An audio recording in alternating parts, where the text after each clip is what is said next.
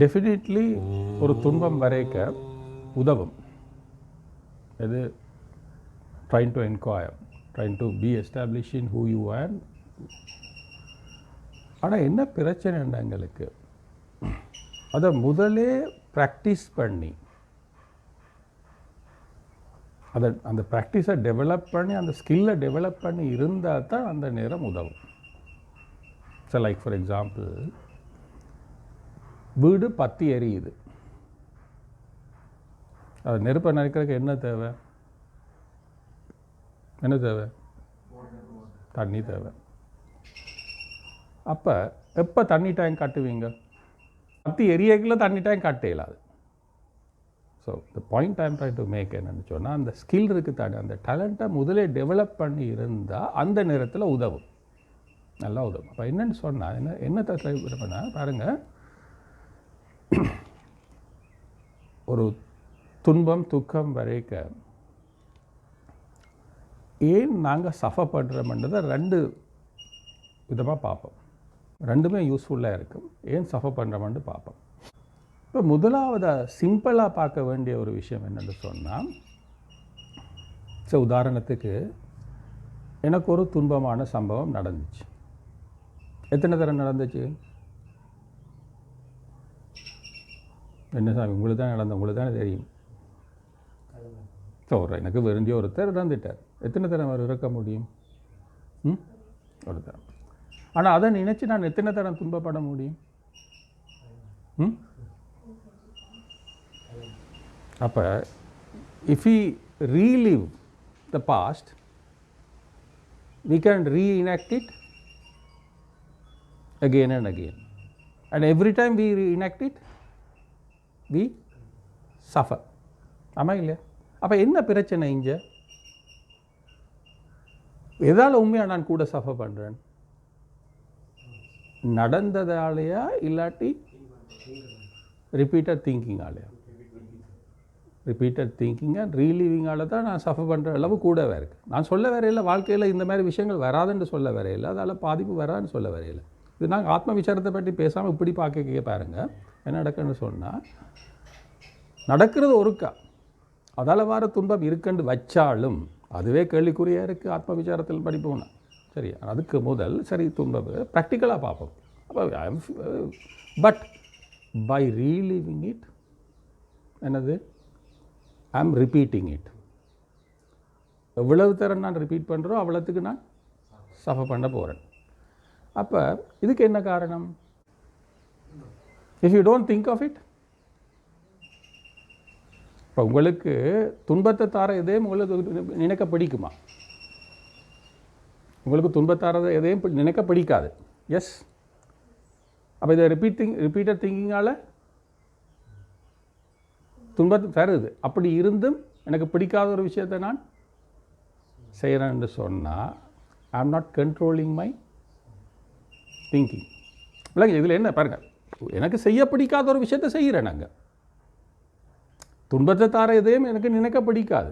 இப்போ இது ஒருக்கா நடந்துட்டது, திருப்பியும் நான் அதையே நினச்சி துன்பப்படணும். அது பிடிக்காத விஷயம்னு தெரிஞ்சும் ஏண்டா என்னது, I am not in control of my thinking. அப்போ த வெரி பேசிக் திங் என்னென்னு சொன்னால், முதலாவது நாங்கள் டெவலப் பண்ண வேணும்னு சொன்னால், கண்ட்ரோலிங் அவர் திங்கிங்.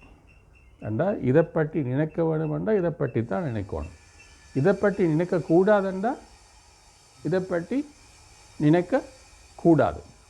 இப்போ நாங்கள் கொஞ்சம் இதை பற்றி நினைக்கணும், இதை பற்றி நினைக்கக்கூடாதுன்றது எங்களுக்கு தெரியாத விஷயம் இல்லை, அதுவும் ஏற்றுக்கொள்வோம்.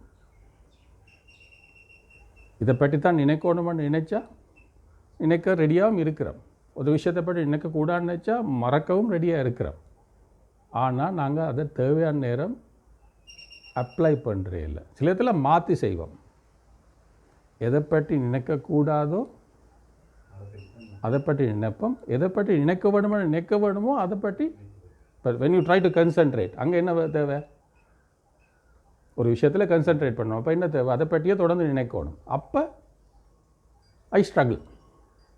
இப்படியான ஒரு விஷயத்தை பற்றி நினைக்கக்கூடாது, அப்போ நினைக்கக்கூடாது, அப்பவும் ஐ ஸ்ட்ரகிள். அப்போ என்ன செய்திருக்கிறேன்? நினைக்கக்கூடாததும் தெரிஞ்சிருக்கு, நினைக்க வேணுமென்றதும் தெரிஞ்சிருக்கு. மாற்றி போட்டுட்டு இப்போ இதை பற்றி கன்சன்ட்ரேட் பண்ணணுமெண்டா அதை பற்றி தொடர்ந்து நினைக்கணும். தொடர்ந்து நினைச்சேனண்டா ஐ வில் சக்சீட். அங்கே செய்ய வேண்டியதை இங்கே செய்கிறேன், இங்கே செய்ய வேண்டியதை அங்கே செய்கிறேன். என்ன மாற்றி அப்போ எனக்கு ஒரு பற்றி நினைக்கக்கூடாண்டா நினைக்காவிடவும் தெரியும், நினைக்க வேணுமெண்டா நினைக்கவும் தெரியும். ஆனால் நான் என்ன செய்கிறேன்? ரெண்டையும் மாற்றி செய்கிறேன். ஸோ என்ன இதில் முக்கியமாக என்ன செய்ய தெரிஞ்சிருக்க வேணுமெண்டா,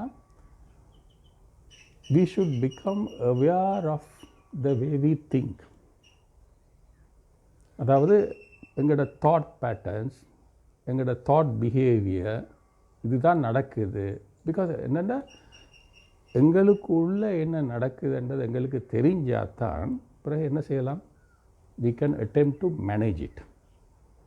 அப்போ இதுதான் நடக்குதுன்றதை முதல் புரிஞ்சு கொள்ளணும்.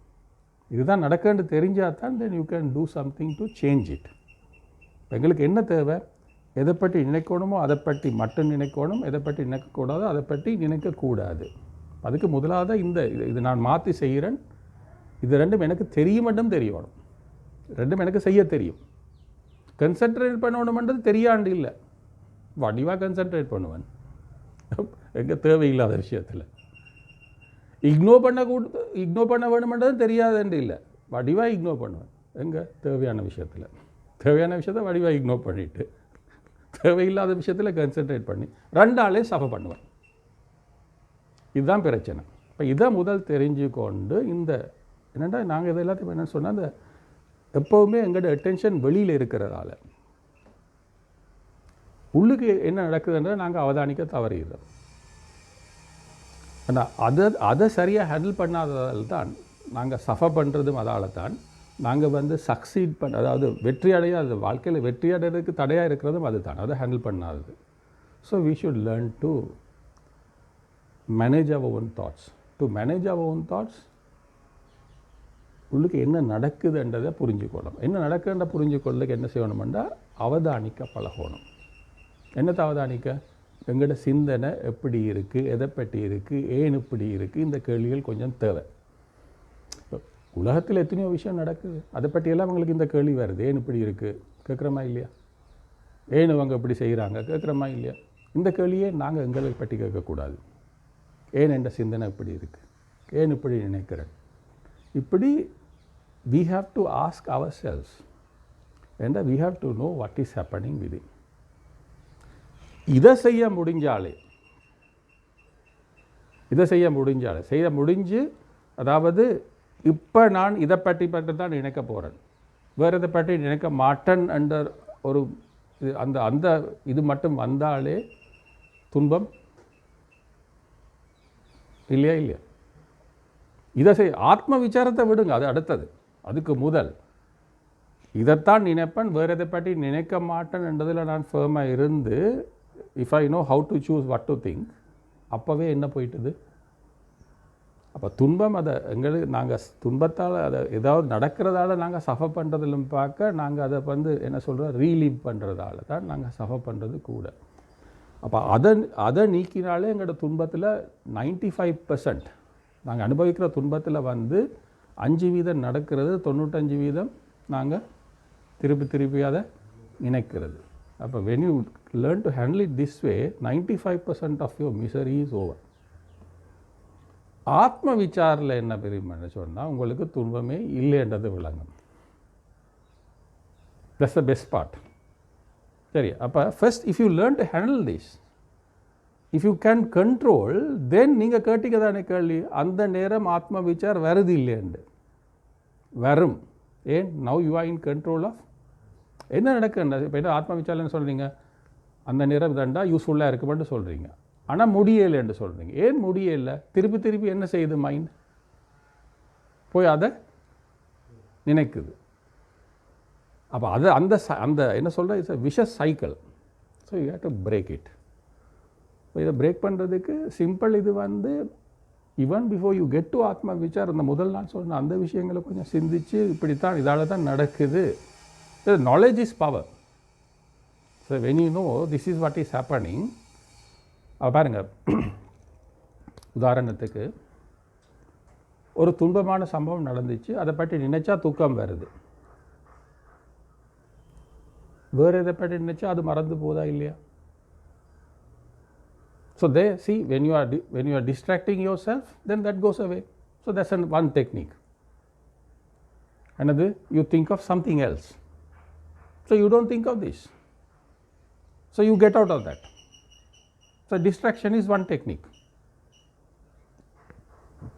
துன்பத்திலேருந்து வெளிவரதுக்கு இமீடியட் டெக்னிக் என்ன? டிஸ்ட்ராக்ஷன்.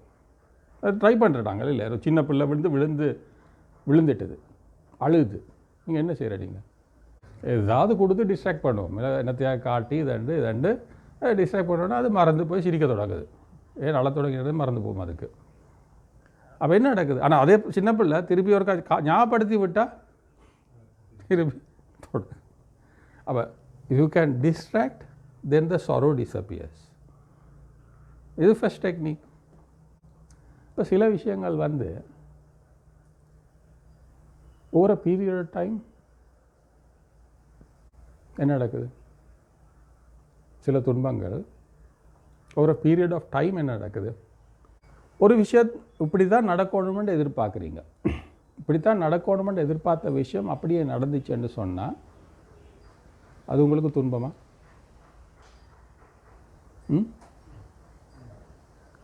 அதாவது ஒரு வியாபாரத்தில் 1 மில்லியன் ப்ராஃபிட் எதிர்பார்க்குறீங்க, எதிர்பார்த்த மாதிரி 1 மில்லியன் ப்ராஃபிட் வருது, அது துன்பமா? இல்லை. ₹1 குறைய வருது, ஆனால் 999,999 rupees. அக்கௌண்டன்ட் ₹1 தானே, ₹1 குறைய வருது, அது துன்பமா? ₹1 தான் வருதுண்டா. நீங்கள் எதிர்பார்த்தது 1 மில்லியன், கிடைச்சது 1 ரூபி, அப்போ என்னது? அது துன்பம். அப்போ பாருங்க, what you expected is 1 million, what you got is 1 million. என்ன இல்லை அங்கே? டிஸ்கிரிப்பன்சி இல்லை. அப்போ எதிர்பார்ப்பும் யதார்த்தம் ரெண்டுக்கும் இடையில் இடைவெளி இல்லாட்டி என்ன இல்லை? துன்பம் இல்லை. எதிர்பார்த்தது 1 மில்லியன், கிடைச்சது ₹1. எதிர்பார்ப்பு யதார்த்தத்துக்கு இடையில் பெரிய இடைவெளி. அப்போ என்ன நடக்குதுன்னா, எதிர்பார்ப்பு சம்பந்தமான எண்ணம் இருக்குது, யதார்த்தம் சம்பந்தமான எண்ணத்தையும் மறுக்க முடியாது. நடக்காத வரைக்கும் பிரச்சனை இல்லை, நடந்த பிறகு யதார்த்தம். அப்போ என்ன? யதார்த்தம் சம்பந்தமான எண்ணம் இருக்குது, எதிர்பார்ப்பு சம்பந்தமான எண்ணம் இருக்குது, ரெண்டுக்கும் இடையில் இடைவெளி நிறைய இருக்குது. அப்போ என்னுடைய கவனம் ரெண்டாலையும் என்ன செய்யுது? அலக்களிக்கப்படுது, ஆசிலேட்டிங். இதை எதிர்பார்த்தேன், ஆனால் இதுதான் நடந்தது, இதை எதிர்பார்த்தேன், இது நடந்தது, ஆனால் நான் எதிர்பார்த்தது. அப்போ இந்த ஆசிலேஷன் எப்போ கூடும்? இடைவெளி கூட கூட இந்த ஆசிலேஷன் கூடும். இந்த ஆசிலேஷனுக்கு நாங்கள் வச்சுருக்கிற பேர் என்ன? இந்த அஜிடேஷனுக்கு நாங்கள் வச்சுருக்கிற பேர் என்ன? துன்பம். அப்போ இந்த எதிர்பார்ப்புக்கும் யதார்த்தத்துக்கும் இடையில் இடைவெளி இல்லாட்டி there is no agitation. Agitation இல்லாட்டி என்ன இல்லை? துன்பம் இல்லை. அப்போ துன்பம் இல்லாமல் இருக்கிறதுக்கு முதல் வழி என்ன? எதிர்பார்ப்பு இல்லாவிட்டால் யதார்த்தத்தை we move along with reality, யதார்த்தத்தோட. அப்போ துன்பம் இல்லை. இது துன்பம் இல்லாமல் வாழ்கிறதுக்கு ஐடியல் வே. என்னது? எதிர்பார்ப்பு இல்லாமல் வாழ்வது. ஆனால் சாமி, நீங்கள் எதிர்பார்ப்பு இல்லாமல் எப்படி வாழ்கிறன்னு கேட்பீங்க. சரி, எதிர்பார்ப்பு இருக்குது. அப்போ எதிர்பார்ப்பு இருந்து அட்லீஸ்ட் புத்திசாலி உள்ள மனிதன் எதிர்பார்ப்பு இல்லாமல் வாழ்கிறது பெஸ்ட். அது வரும் முன் காத்தல். சரி, எதிர்பார்ப்பு இருந்துட்டது, இப்போ யதார்த்தம் எதிர்பார்ப்புக்கு ஏற்ற மாதிரி இல்லை. அட்லீஸ்ட் இப்போ என்றாலும் நாங்கள் கொஞ்சம் என்ன செய்யணும்? We should become smart and we should wake up. சரி, எதிர்பார்ப்பு வச்சுட்டு யதார்த்தம் இப்போ இருக்குது, இதால் துன்பம் வரப்போகுது, ரெண்டபடியாக நான் என்ன செய்யணும்? அதாவது இந்த கேப்பை இல்லாமல் பண்ணணுமெண்டா என்ன செய்யணும்? நடந்து முடிஞ்ச பிறகு எதிர்பார்ப்பு பிடிச்சி வைக்கிற முட்டாள்தனமாக இல்லையா? நான் என்ன சொல்கிறேன், நடந்து முடிஞ்ச பிறகும் எதிர்பார்ப்பாக வச்சு கொண்டு இருந்தால் பிரயோசனம் இல்லை. அப்போ ரியாலிட்டியை அக்செப்ட் பண்ணிவிட்டு என்னது இதை எக்ஸ்பெக்டேஷனை ட்ராப் பண்ணணும். ட்ராப் பண்ணினாலும் பிறகு துன்பம் இல்லை. அப்போ second best thing you can do is என்னது, யதார்த்தமான ஒன்று வரைக்க என்றாலும் அப்போ தன்னும் இதால் தான் பிரச்சனைன்னு சொல்லி எதிர்பார்ப்ப ட்ராப் பண்ண தெரியணும். அதை எப்படி சாமி எதிர்பார்ப்ப ட்ராப் பண்ணுறது? அதைத்தான் நாங்கள் ஒவ்வொரு பீரியட் ஆஃப் டைம் செய்கிறோம். நாள் செல்ல, கிழமை செல்ல, மாதம் செல்ல என்ன செய்கிறோம், கொஞ்சம் கொஞ்சமாக என்னத்தை யதார்த்தத்தை ஏற்றுக்கொள்கிறோம். எதிர்பார்ப்பு கொஞ்சம் கொஞ்சமாக இல்லாமல் போகுது. அப்போ அது காலம் செய்கிறத நாங்களும் கொஞ்சம் துரிதப்படுத்தி செய்யலாம் எங்களோட சிந்தனையால். அது பெஸ்ட் திங் வந்து second best thing you can do என்னது, அப்போ அது நடந்த பிறகு என்றாலும் எதிர்பார்ப்பை விடுதல், விட்டால் துன்பத்திலேருந்து வர முடியும். That is second best thing. Third thing you can do, இது ரெண்டு முடியாத பட்சத்தில் மூன்றாவதாக இருக்கிறதுனா அதுதான் டிஸ்ட்ராக்ஷன்.